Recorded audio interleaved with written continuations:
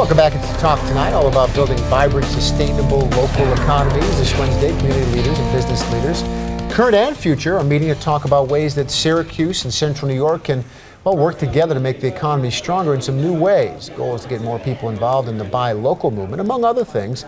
We're joined tonight by Chris Fowler of Syracuse First, who's putting together this seminar for Wednesday afternoon, noon to 4:30 at the Genesee Grand? That's correct? Yep. What's it all about? Well, obviously Syracuse First and the Local First movement have really caught on in this area. A lot of people have been talking for a long time about how do we create jobs in this community, how do we build a vibrant, sustainable local economy. And, we're bringing some different ideas on how to do that, and we're trying to bring people together and get them to understand it and how they can be a part of it.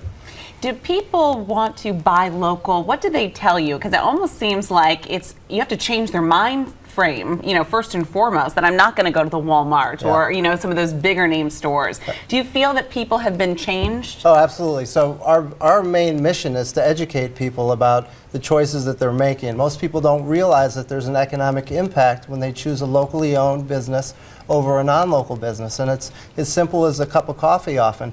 And so you have a national store and you have a local roaster like a Recess or a Cafe Cabal, and typically they're very close to each other. Sometimes right across the street. Yeah, or right next door to each other, and they have coffee and they're both about the exact same price, and you have a choice between the two, and that's something that stares us in the face every day. And I say we have a choice to be either transactional, which is going to that national coffee shop, giving your $2 and get a cup of coffee, or you can be transformational and you go to that local roaster and you give that same $2, you get the cup of coffee, but you've made an investment into your community. So what kind of discussion will be taking place, and who would benefit from attending this on Wednesday? Well, there's going to be a bunch of stuff. One, we're going to have some really inspiring people. We have one of America's, according to Inc. magazine, one of America's 25 most fascinating entrepreneurs, in Judy Wicks, who will be there. She's a leader in the local economy movement. She's a founder of All Things Urban Outfitters, but is more famous for her coffee shop and cafe in West Philadelphia.